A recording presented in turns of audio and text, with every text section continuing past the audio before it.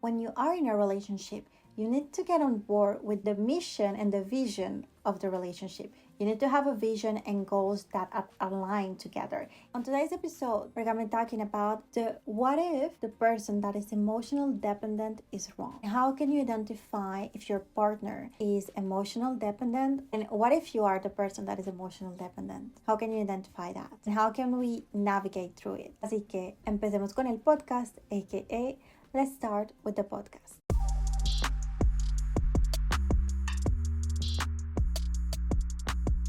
You are listening to the Valiosa Podcast, totally inspired in psychology, so you can get all the advice you need to navigate through and rise from everything that the universe throws at you. My name is Alexandra Toar, and I'm gifting you this space so we can analyze together your inner self, your emotional self, and to get you into that space of inner peace. We believe that emotional dependent people have really low self-esteem and they're needy and they don't know how to control or manage their emotion, and they always need support from another person. And that is true. Being an emotional independent individual is a new trend. Like, the main goal is to not need anybody. In fact, we're talking about putting limits to everything and to everybody, and to argue from a perspective of not losing any freedom. Basically, it's developing an avoidant type of attachment that we're going to be talking about in another episode.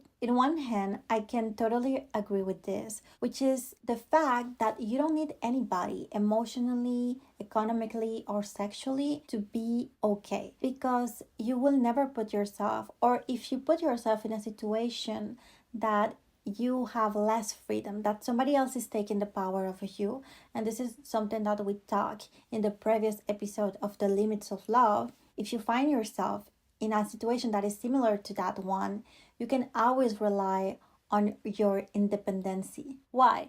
Because you will never have the tendency to cross your limits in order to keep the other person. But on the other hand, we need to understand that as human beings, we need connection. Connection is healthy and is vital for our survival. You need to understand that we manage a lot of emotion. Mine, yours, the other person emotion are always in this system of action and reaction. So as humans, we need to have this capacity to rely on others. And there's a difference between being somebody that is emotional independent and being somebody that is over emotional independent. The difference is that most of the time, people that are identifying themselves with somebody that is over independent have low self-esteem. And yes, my amor, you have low self-esteem. And the thing is that you learn from a really, really early age that you basically learn that you cannot count on others, and also you have integrated the system of belief that everybody else should function as you are functioning. So everybody should be independent as you are. The result being that you don't have the capacity to deeply connect with another human being because you don't trust nobody. You don't feel supported, and this is well hidden in the unconscious. Anyway, being too much independent or too much dependent goes against our human nature. In fact, in order to develop our independency, we need to reassure, like really ensure ourselves that we are developing ourselves and our skills and our way of thinking in an environment that we can rely on. That there are people that are there for us and that get us if something happens. This is how we develop self-confidence. We also need to understand that we are our main caregivers. When you are an adult, you became your main caregiver. So in that order of ideas, you need to get your shit together. O sea, you need to take care of yourself. O sea, the key word here is balance. Bueno, let's have an example. Imagine that your boyfriend or whatever, your partner tells you that they feel like they're, a little bit more chubbier and a little bit more fat and they don't feel really confident. And then you arrive and you tell them like, of course, you're eating all this junk food every day. Have you seen yourself? Etc. etc. You don't exercise. You don't take care of yourself. Well, what this creates in the mind of the other person, the partner that is trying to be a better version of himself, like physically, is that this just reinforces their insecurity. They don't feel supported by their partner, and they feel even that they are being judged, which is true. In this example, he doesn't have the secure environment to develop his independency. Like, he don't feel confident that he can make it because nobody is supporting them. And yes, there is a part of responsibility that the guy has to take care of his health. Like, nobody's gonna do the work for him. He has to do the work. But as I said previously, human beings, we need connection and we need support so we can have this healthy mindset, lifestyle. When you are in a relationship, you need to understand that the other person also has a responsibility towards you.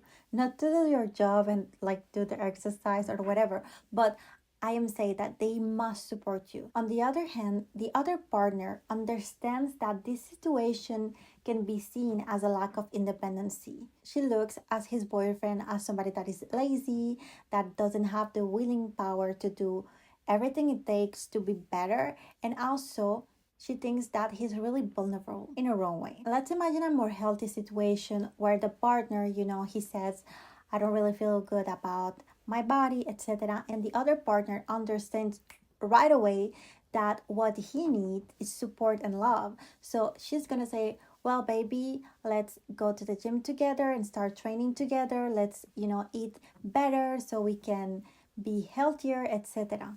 This is going to build self-confidence in the other person, but also is going to reinforce the trust between the both of you versus building a whole discussion about I cannot exercise for you, you're so lazy. Not going to help anybody, okay? The only thing that this is going to do is to make the other person shut down and to not share with you or communicate because they don't feel in a trust environment around you. They're going to repress their feelings, and also this is going to reinforce their traumatizing experiences. And this we have seen in the episode about emotional intelligence. So you know what to do with it. In conclusion, if you are wondering if your partner should give you support, yes, mi amor. And I remember that I said before, and I still stand by the fact that you should always be emotional, sexual, and financial independent. And why is this? It's simply because that when you are in a relationship that is not working, it's going to be easier to leave and to break up that relationship if you have all these pillars checked, because nobody else than you have the power over these three pillars. Because if somebody else has the power of one or the other pillar, imagine they can apply violence to you because they know how they can manipulate you in order for you to not leave. Now, when you are in a relationship, you need to get on board with the fact and the mission and the vision of the relationship. You need to have a vision and goals that are aligned together. If you don't have that, mi amor, you're wasting your time. In a relationship, being dependent on the other partner is healthy and is important because you are learning a new word from the other's perspective. You are learning about them, about how they work, what they like, how can you construct something together. And that takes time and work. And that takes commitment of the both partners on the pillar, which is financial, sexual, and also emotional. You must be reliable to your partner and vice versa on these three aspects because you're building something together. You need to have this insurance that when you're going to need to feel secure, they can give you security. Remember, not all the time, but when you are in a relationship, you must have this. And if you don't have that, well, you don't have a relationship, mi amor. You're just alone. You can just go back to your celibacy, mi amor. Vale, mi amor. Ahora, how can you identify somebody that is emotional dependent, or if you are that somebody that is emotional dependent on your partner? Because yes, as we spoke before, there's a limit. Like, you cannot be too much dependent or too much independent. It's not healthy for you. Now, I'm going to share with you some characteristics or situations so you can have a better example and, understand it.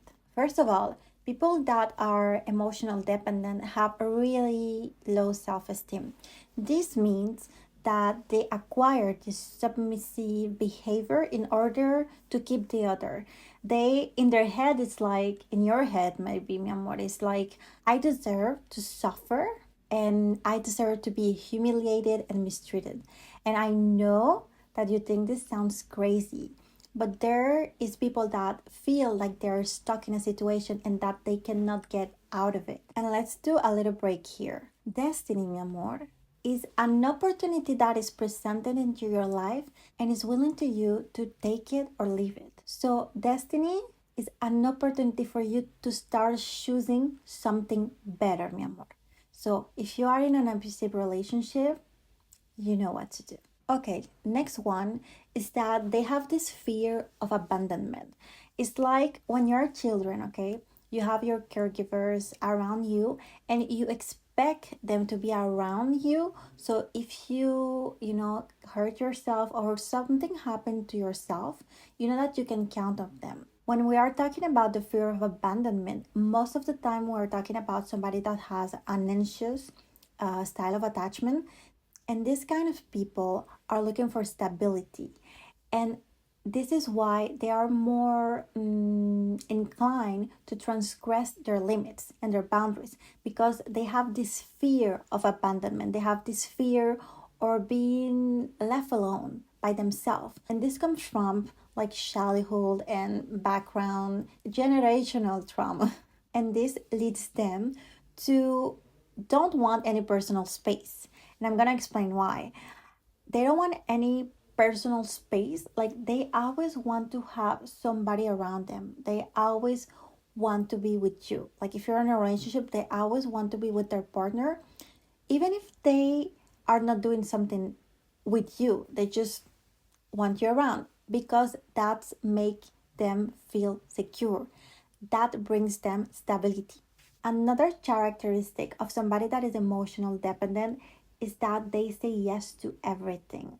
As they don't like confrontation, they will always find a way to not make something bothers them. Like if something bothers them, they're just gonna pretend that it didn't because they don't want to confront you.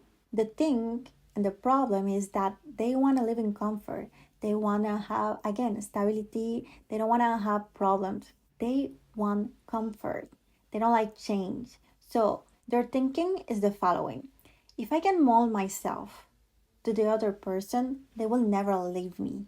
Like they will always stay by my side. And this is why they say yes to everything you ask, or you have said yes to everything they ask because you didn't want to change.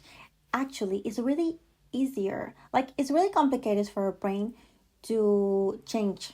And actually, this is one of the reasons why people get back with their exes more than one time. And it's because your brain is really lazy. And the thing is that your brain has se acostumbró a tu ex. Like he already knows your ex. He already did all the effort to do the small talk, to know the other person, etc. So it's easier for him to just try to arrange things. He doesn't want to get out of the comfort zone. In fact, you also have the impression that you have the blame for everything that happens into your life or into others' life. Like you are the one responsible for everything that goes wrong or that it doesn't go the way that it's supposed to be. Okay, let's continue. The fifth one is that you don't have an individuality anymore. Like there's a fusion of you and the other person. And when you want that, you need to understand that you are suffocating the other, but also the relationship becomes suffocating. The person that is emotional dependent has this constant guilt of thinking that he has to be the reason of the other person being happy all the time. They always want them to be happy. It's like their partner's unwell-being stress them so much, so they have this tendency to feel responsible if their partner is not okay. And mostly they want to fix it. And this leads you to leave for your partner, to stop being who you are as a person. What do you like? What do you don't like? What are your dreams? Like we're going to put all that aside. Like everything you are, we're going to put it aside You're not that anymore. The only thing and the only purpose of your life is to serve another human being. When there isn't individuality in a relationship, so this is a way for the dependent partner to have the control over everything. But what they don't see is that they're putting themselves and the other in a jail. In fact, a relationship can become as a jail because you need this constant validation from the other person.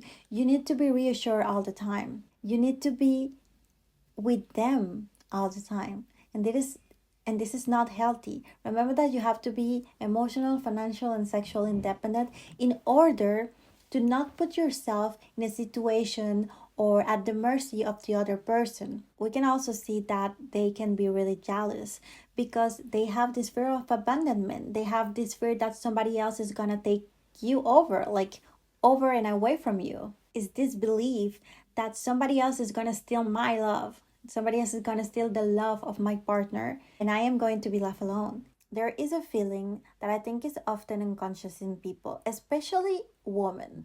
I think that most of women and people that can identify with the following is that we think that somebody needs to provide for us because deep down we believe that we are not capable to do such thing, like we are too weak, or we don't have the abilities to do so. Like, I'm not strong enough to have a job and buy my own house. Like, I need a man to do that kind of thinking. And there's people that are old fashioned, and I am not arguing a preference here. Let's take an example of a classic heterosexual home in which the man works and the woman cleans and take care of the house, and both partners are happy with this agreement.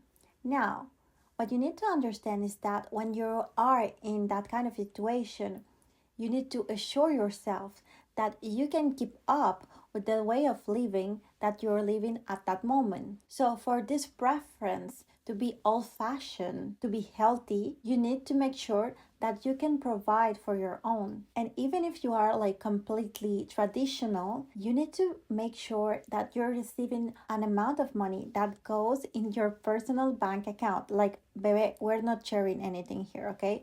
Todo for you. And on the other hand, if you're a man, you need to know how to cook and clean because you never know when she's going to leave. You also have to sustain your way of living. And we have to be very careful with this because we have this tendency to do everything in the name of love without any limits. We understand that love is also taught and that it needs to be also convenient for us. And this is why our rights, our habits, our way of thinking, our values needs to be respected in order to this kind of relationship, an old-fashioned relationship, or any relationship to be healthy. So, baby, when one of your criteria is not met, you are putting yourself in a situation where you can become somebody that is dependent emotionally, sexually, or financially. We prefer what we already know over the adventure. The psychologist and writer Walter Riso say in his book, The Limits of Love, something like this: what defines attachment is not the desire itself, but the inability to give up the desire. And we're talking about illusion, the vision of a future together, etc. And you need to give up the desire itself when one, they do not love you. Second, they do not let you grow. And third, they violate your principles. And remember that your principles are your basic human rights. Being a person that is emotionally dependent is have this constant fear of this deprivation of attachment. In other words, is experiencing this emotional deprivation. And this is where we have thoughts like, if they don't love me, nobody else will. One thing that I want you to remember is to have some compassion for yourself if you have taken any decisions from trauma. And this reminds me something that my psychologist once told me, and it was that the right decision is right for me, but it doesn't mean that it's right for you. It can be wrong for somebody else. Sometimes, and most of the times, we encapsulate ourselves in these social decisions that are well seen by society, but are not right for ourselves. As an example, when I bought my first car, I didn't want to have any problems with it, and I wanted to be comfortable and actually a little bit luxurious. So I remember that I bought a new car. For me, that was the best decision I could make at that time. And somebody else could have thought that this decision was wrong because they could get another car that was less expensive, etc. Okay, but that's not the point. The point is the following. On one of the possibilities, people will have seen me as somebody that just, wants to show off or have luxury goods. And on the other side, people will have perceived me as somebody that is, thoughtful and in their way of shopping and also thrifty. In any case, there are these social rules that we all know, like beauty standards or adhering to this violent type of love where it is I live for you, like I will give my everything and love has no limits. And I want to say that people that follow these norms without ever thinking about it are conformists. And why do we follow these rules without thinking about them? It's simply because, this is how we have been taught. But also, we don't want to get out of the mold because we want to be loved and accepted. And when you're not accepted, you are rejected. You want to be part of the groups. Anyway, today this has changed a lot. And this is why a lot of people don't want to have children anymore, because they have thought about the consequences that children bring to the table. So relationships don't work when you suffer more in them than you are in peace. So yes, we're so happy that we have saved our marriage, like we have saved the paper. But was the relationship and the marriage really worth to be saved? Is it the same marriage where you suffer, where you sacrifice, where you resent your partner all the time? Pues no. There was a time in my past when my ex asked me to get back together. I made a list of 189 reasons of not going back with him. Conclusion, the relationship was not worth saving and it was not convenient for me. We need to get into our head that love needs to be convenient first and that perseverance has a limit. If you are somebody that is emotional dependent, remember that you need to lose things to win self-realization, self-love, happiness, stability, to gain freedom and to be yourself and to understand that you can always rely on yourself and that you're not at risk to be abandoned. Bueno, bebé, we are finally at the end of the episode. I hope you really enjoy our episode about emotional dependency and that you have learned everything you need to be the best version of yourself that is not too dependent or that is not too independent. Remember that you can follow the Valiosa Podcast on Instagram and myself at Alexandra Toarce. To end this episode, I'm gonna leave you with a reflection of the book The Limits of Love by Walter Riso. It's a reflection on romantic love and it's gonna be around like 5 minutes, so you can go on the next episode and listen to it. And if you love the episode as much as I did, you can leave it a like or leave it a comment on whatever platform you listen your podcast to. Ciao, bebé!